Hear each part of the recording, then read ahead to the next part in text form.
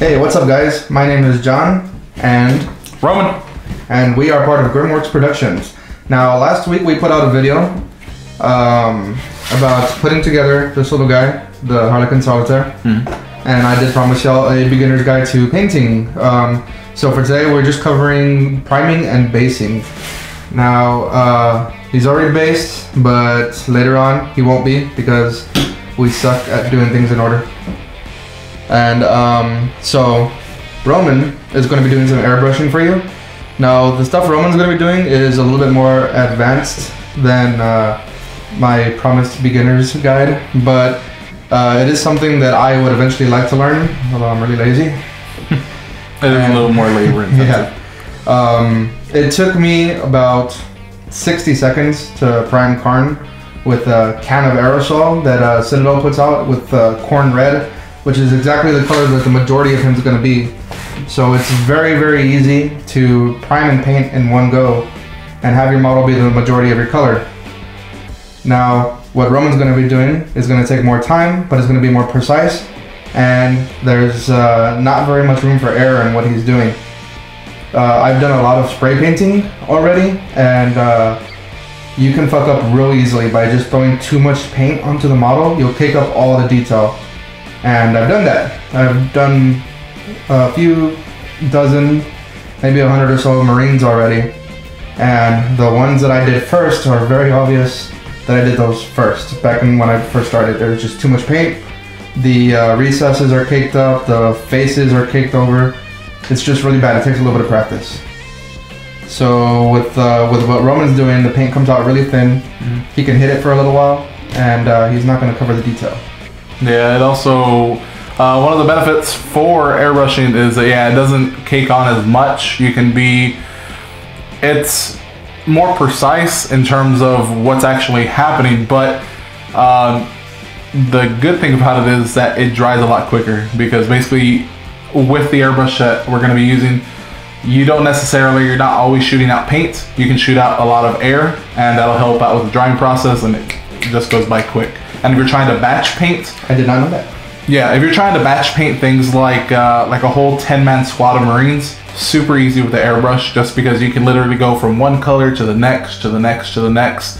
And maybe that's something that we can show you later on, but as of right now, we're just gonna go with priming and possibly a base. It just depends on how long we want to do this video, to be honest with you. But we're going to show you what John did right now. So if you guys noticed, the very first thing I did was turn my shirt inside out.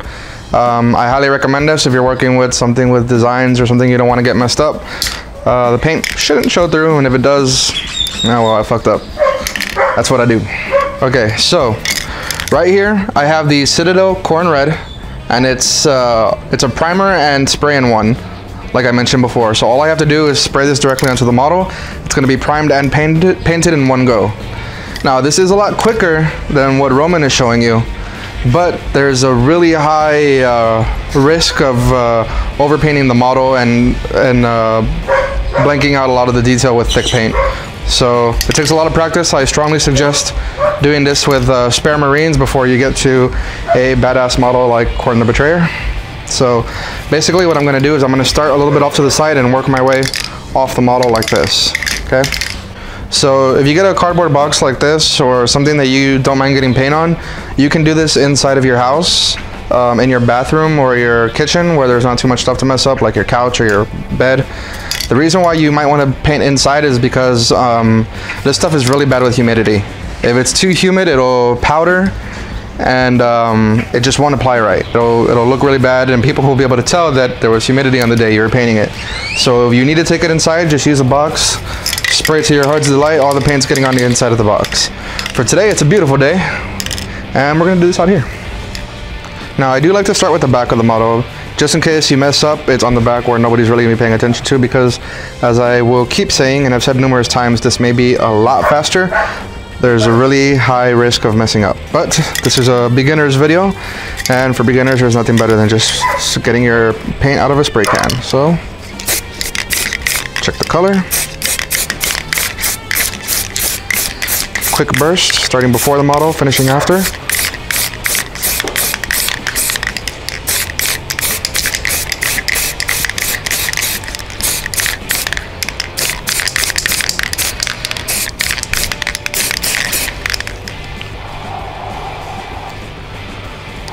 Make sure you get in there on the butt, under the armpits.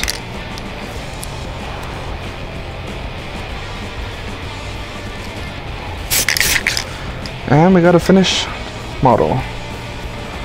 Now I do like the way it looks slick and wet right there. Of course, that's gonna dry out and get more of a matte color, but I'll probably throw some art cord or something onto it to get that shine back, to make it look like fresh blood, because it is Karn the Bloody. So the most important thing at the end of painting your model is making sure that when you set it down, you don't touch the wet model, because it will stick to your gloves. Oh yeah, I should have mentioned, you should probably wear gloves.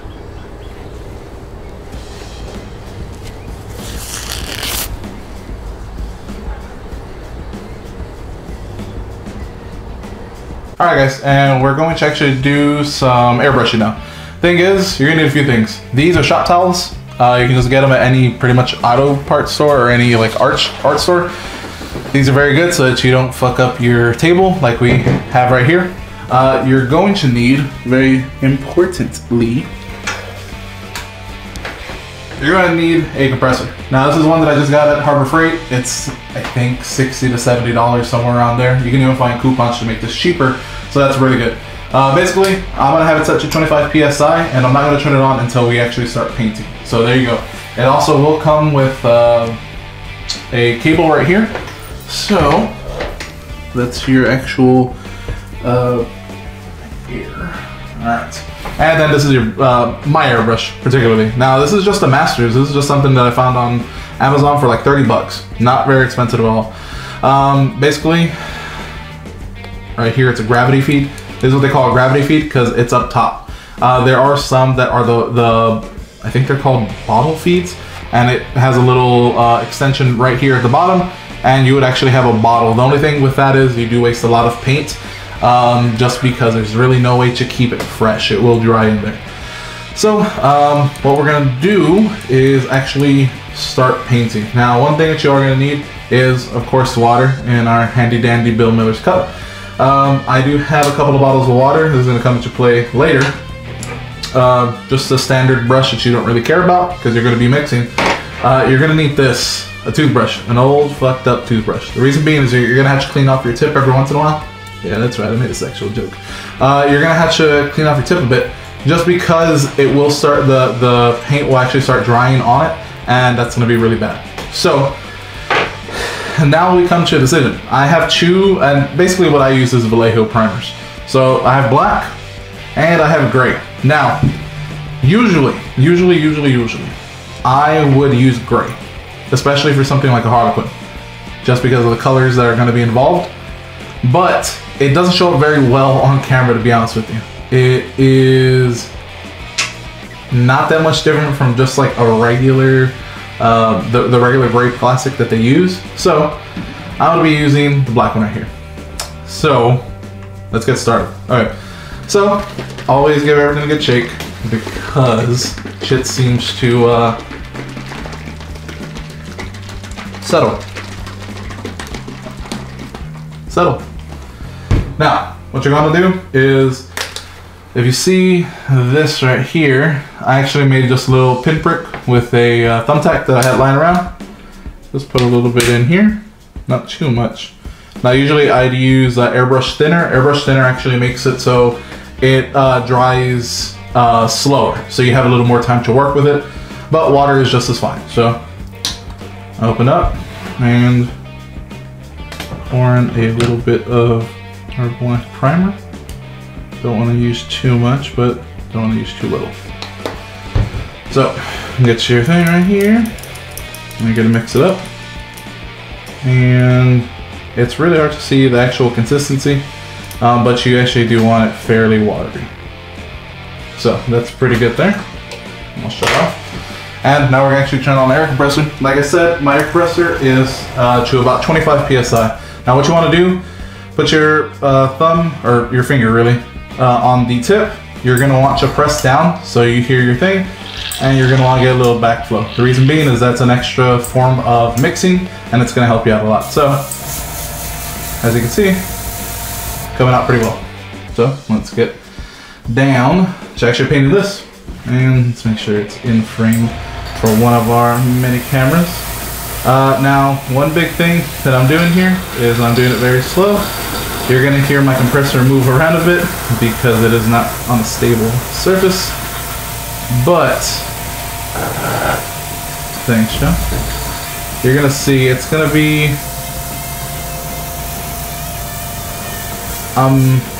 doing the same thing that John was doing outside, where it's very quick strokes with the actual thing, and as you can see, a lot of air is getting mixed into the actual paint, which is good for actual drying. So,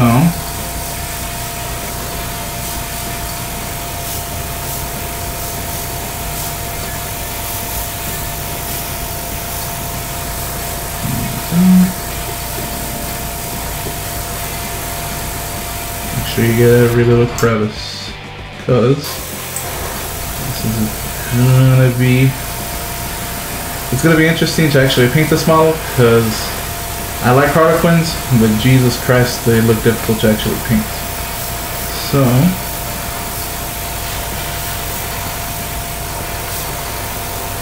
and again, with the higher PSI, it'll get everything done quicker, but I like being a little more precise in what I'm actually doing. And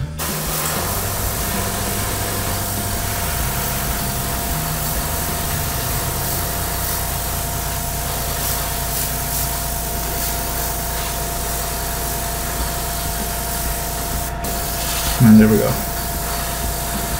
It is pretty much primed. Now, again, I don't know if John actually covered this. The reason why you want to be actually priming your models before you actually add your base coat is because the paints will not stick pretty much to your model, and it becomes a shit show, to be honest with you. So, just making sure that everything is dry, and as you can see on the paper here, nothing's actually coming out. No paints, and that's just because that's just the air, and that's what I'm doing right here. Just making sure that this dries in a timely manner.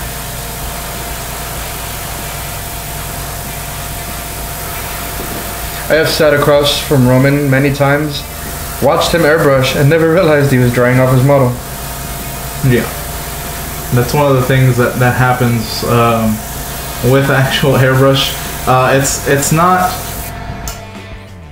an easy thing to learn, but you just have to keep practicing, and once you actually get to practice, it just goes by so much quicker. And honestly, I enjoy a lot of the blending that you can do with it, especially all the little color things, because I'm kind of a jackass about that, and I don't like my things to look like everybody else's, so I mix a lot of colors and try to make like a very smooth gradient.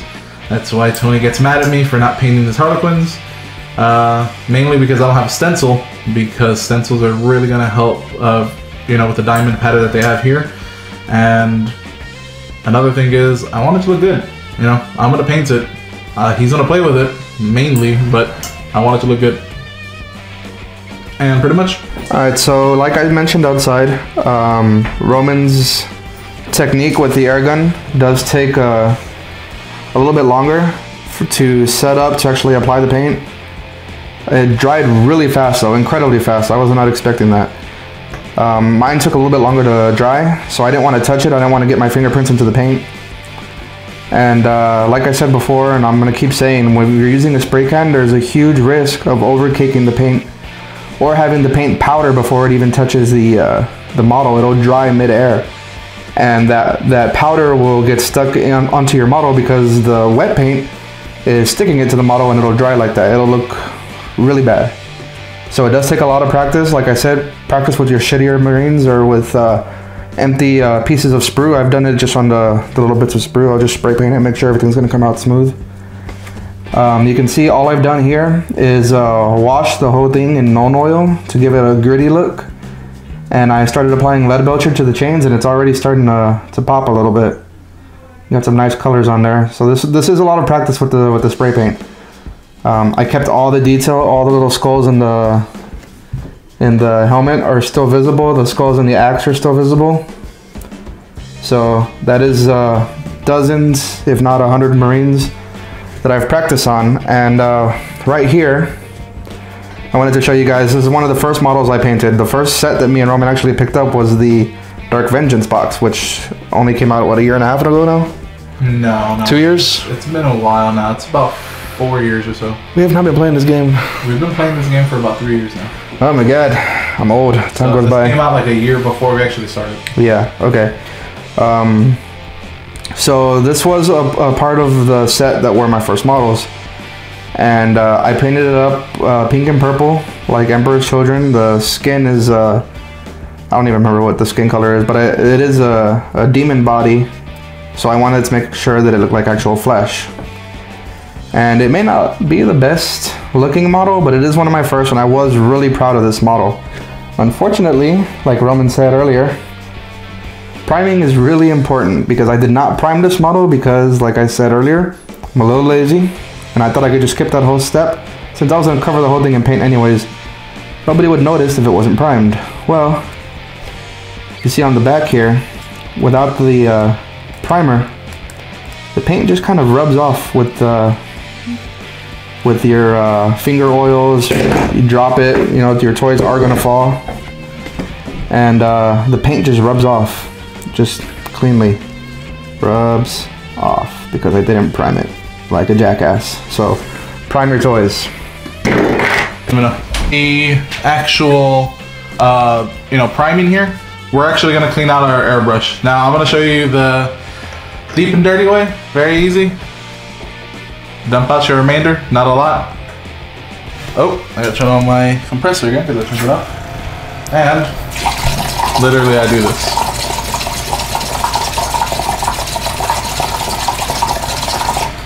Alright. And that takes care of most of everything inside, but again, you're gonna want to clean off the tip, like I said. So what you're gonna do, let me see if I can get this in frame. What you're gonna do here is make sure that you just pass some air and then just rub your actual brush alongside that, like you're brushing its teeth. And what we're gonna do is we're gonna take actually another one of these shop towels. Like I said, very useful. You're gonna want to get these. You're gonna want to clean out this. There we go. And like I said, get some more water in here. Pour it out. You can use this little hobo sink, this little hobo tub, and one last shot. What you're gonna want to do is do the same technique that we did before. Oh, looks like. Now this is a problem that will happen with you, and this is actually good that it actually showed. As you can see, there is some bubbles that actually happen here on the actual nozzle, and that's because there's actually air trapped inside your line. Now this becomes a problem when you're actually airbrushing. It becomes a problem with these type of compressors just because of the moisture lock that they have there.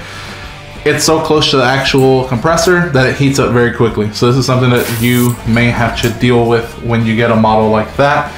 You won't do that if you get a very expensive model, something like the Badger air compressors. They're very expensive, but I think they might be worth the money. Once I actually have some more money to spend, I will be doing that. All right, and there we go. It is clean, as you can see. All clean, all clean. All right, so basically what we're gonna do is we're gonna do the same process. Make sure you get all the air out there. We do the same process, but now we're actually gonna add a paint. Now, this is where it becomes a little bit of a problem for a lot of people. Just because of the different styles of paints. And what we're going to use is actual Citadel. So, if I can actually find them in my bag, if you can give me 1 second. Here we go. Now, we're gonna start it off with purple. This is Nagaroth Knight. I like the name, I like the color. And again, always give it a good shake, just like it doesn't settle. This is actually one that I don't think I've actually opened. So that'll be pretty cool. And it's gonna be the same process that we did last time. We're gonna put a lip tool. There we go. Just a little bit of water. And this is where the science really takes off, people. You're gonna have to put a lot of water. You're also going to have to mix. This is kind of trial and error, to be honest with you. A lot of people say, oh, use the consistency of a milk, because that'll be a good indicator of your actual mixing. But I actually like it just a little more watery than that. And the reason being is because I can do a lot of, I can actually do the same thing that I was doing with the primer, where it doesn't cake on all that much. Because with the airbrush, it's very precise, but it can easily actually mess with the actual airbrush and how it actually sprays. So again, we just mixed it in there. Nice purple color. That might be a little too watery, but again, use the little bubble technique that we did before, and that's actually not bad. One thing I have forgotten to mention, when you're gonna airbrush, buy yourself some of those dust masks or anything like a respirator, because it becomes a problem when you do this too often. Your lungs start to hurt. I've done this for, I think I did it once for about 4 hours, and it severely impacted the way I breathe for a bit. I was coughing, and I even blew my nose, and there was a whole bunch of dark green, and not booger green, it was Caliban green. So, there we go. For the lion! For the lion. And what we're gonna do is we're gonna do the same thing. It's gonna be very thin, but as you can see, when it's thin, just do it very, very slowly. Now, the good thing about base coating, you don't even have to worry basically about getting at specific areas. You can just do the whole thing, and you'll clean it up later.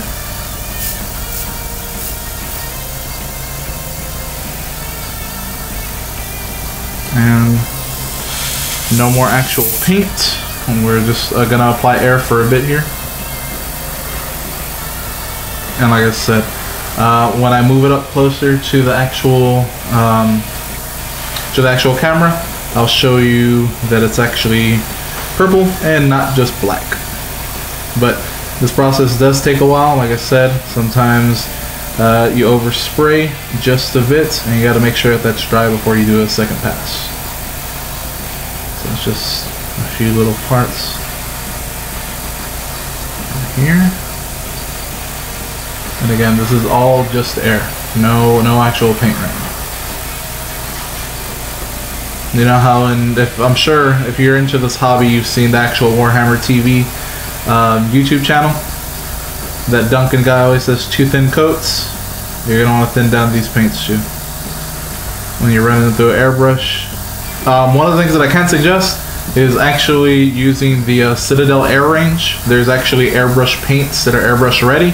You just add just a tiny bit of water and they're ready to go. So that's another thing. The thing is, I have a lot of just the regular paints because I do a lot of wet palette stuff. So that. What's a wet palette? That is something that we're going to cover in our next video, which is going to be a lot of highlights and stuff like that. So, okay, so it looks like it's pretty much dried up. So now we're gonna add some more purple. Like I said, you want to do it in quick, short bursts, like you were doing before with the base coating, and like what John was doing outside. Reason being is because since it is so, since we thinned it out so much, you don't actually want it to, a thing that happens with a lot of airbrushing is that you tend to overspray, and then the color kind of pools on there, and it becomes this just big blotch of paint. And you don't want that. You want it to be smooth, so that you can actually do some nice transitions later on.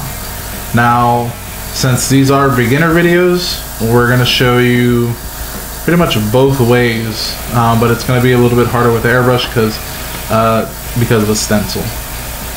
and I keep referring to the stencil because honestly that's the easiest way to do these things, to do Harlequins. The other way is actually taking masking tape and making diamonds. And if you have a not so steady hand like myself, then it becomes a very big problem. So, yeah. Oh, and another thing is when you're actually putting on when you're actually just doing air, do it at the same, about the same distance, about this distance.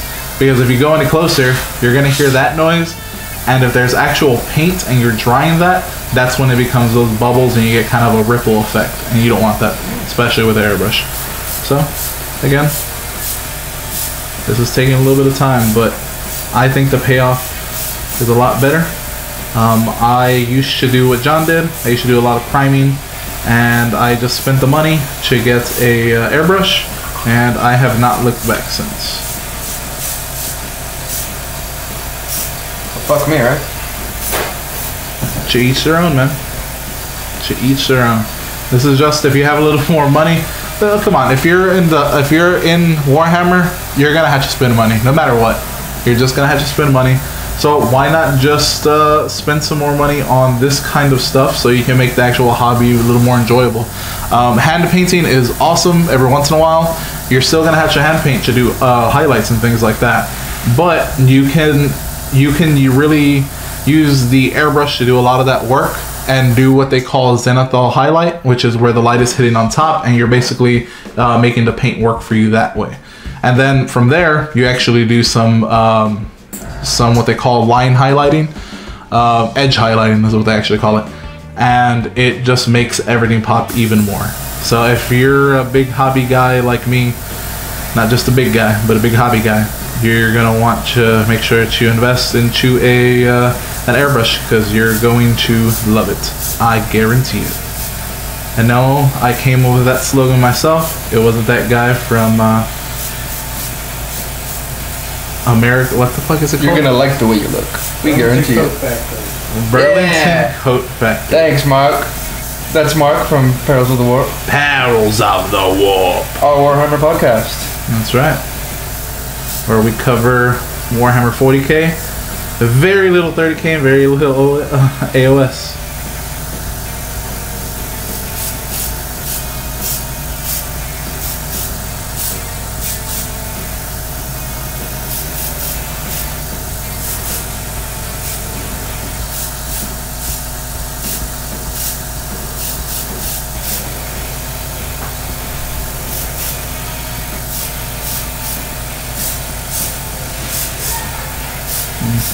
As you can see, the purple's now starting to show a little bit. So again, that distance, you're gonna have to be mindful of it and make sure that you just dry it off. So right now, just all air, and it's starting to look good. Starting to look real good. Now, again, you don't have to focus too much on this part right here because that's going to be a whole totally different color from what the rest of the model is going to be, so you don't even have to worry about that. If you don't get that purple, don't worry about it. You're looking to get the purple on the actual model itself.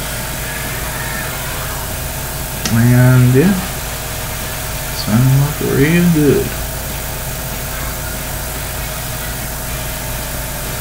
Oh, and when you're actually seeing this in the comments below, let us know if there's anything that you want us to cover on these types of videos where we're doing a little more hobbying, or if you want us to cover something specifically on Perils of the Warp, which is our monthly Warhammer podcast.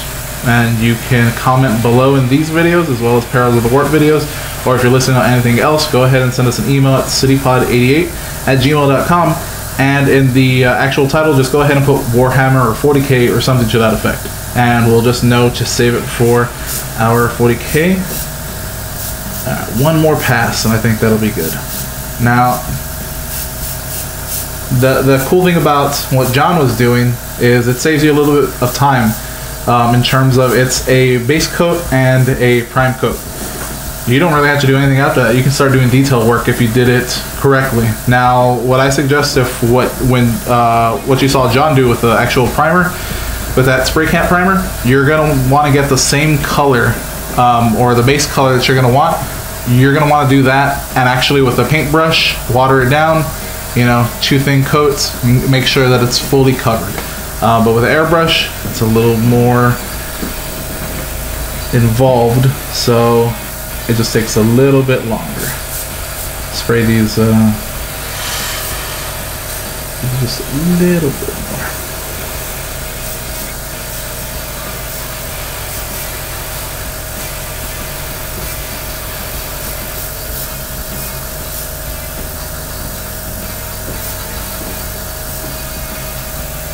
Alright, and that's our final coat. So now just hit it with some air, make sure. Still think it needs a few more things here. Now it is funny to actually do this on the video because I actually have to be mindful about where I'm actually putting this on the camera, when normally I'd just be willy-nilly with these things. But it looks like it is done.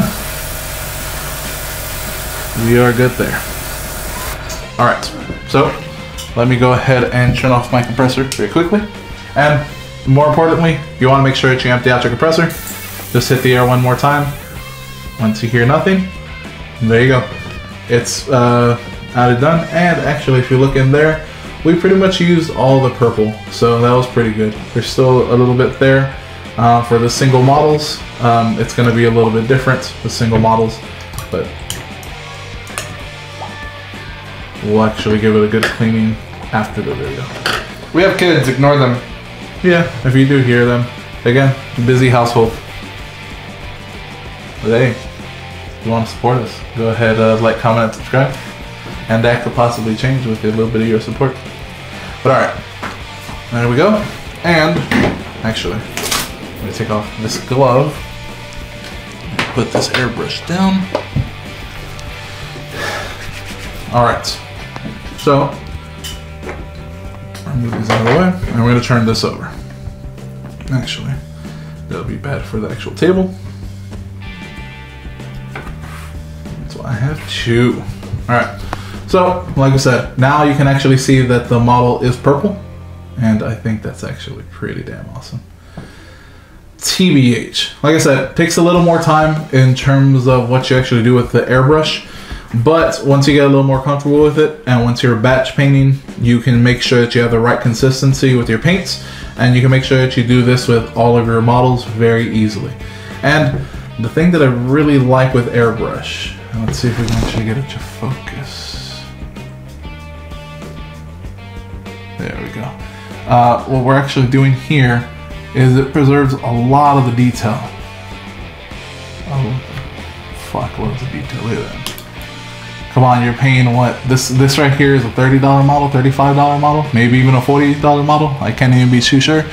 But the thing is, you don't want it to look shitty. So make sure that you're doing thin coats, making sure that you're preserving all that detail. And there's a few ways that we can take this in terms of what we're actually gonna do, but that'll be in another video. And like I said before, if you like what we're doing here, especially with these videos, this is something brand new that we're doing. Go ahead, like, comment, and subscribe, and let us know that you like these videos, please. Because if you do like them, we're going to make sure to do a whole series of these, make sure it all does happen. And again, listen to Barrels of the Warp, just because if you like Warhammer, especially if you're in San Antonio and you're part of Red Star, you should be listening either way. But I think that's pretty. Alright guys, and this is part 2 to our Warhammer 101 Beginner's Guide to Starting Warhammer 40k. Roman, you wanna let the people know what you got under the table? Yeah, I got something under the table. Oh yeah, he does. Alright, so because we want this to be a success, we're gonna be giving away. It is a Intercessor squad. It's just one guy, I believe, right? Oh, it's actually 3. It's 3. All right, so they're push models. You don't have to clip them like we showed you in our past video. They're pretty much just push to fit. So that's really good. I do believe they are primed blue. They are already primed blue. If you play Smurfs. If you don't play Smurfs, good for you. Over that shit. They suck. I mean, they have the most command points, but maybe that's something we can get into with Perils of the Warp. But for this video, what you're going to want to do is you're gonna want to like, comment, and subscribe to this channel. You're gonna want to like and comment on this video specifically, and to better your chances, you're gonna have to like and comment on Perils of the Warp, which is our 40K podcast. So what you're gonna want to do, like, comment Perils of the Warp, like and comment this video. Okay? So again, Warhammer 101, we want to make sure we do this. We want to make sure it's a success along with Perils of the Warp. So we're giving away at least this one little package. It's a small package, but there's a lot of bang for your buck there. All right? So, like I said, like, comment on both those videos. Should double your chances. And on the comments, go ahead and let us know what is your favorite Space Marine faction. And if you don't have a favorite Space Marine faction, what is your favorite army and why? And you can just put intercessor giveaway if you're feeling particularly lazy. You can let us know what you like about the video. Let us know what you don't like about the video. We're not going to count you out of the competition just because you tell us that we suck, because we know we suck. We're beginners. Yeah. Also, fuck you. This is all new to us, and we're just trying to see what we can really do with this. If it's something that you actually like and you'll pay attention to, maybe we can continue it. But yeah, don't forget, this is our giveaway, people. So you're gonna want this. Trust me, you're gonna want this. Intercessors may be a little more expensive cost-wise, but let me tell you, they get chew wounds. Chew wounds, motherfucker. You don't want that. 30-inch rifles. Alright. And this is pretty much the end of our Warhammer 101 primer and basing. Our next video, highlighting. But until then, my name is Roman. My name is John. Peace out, dudes. Bye.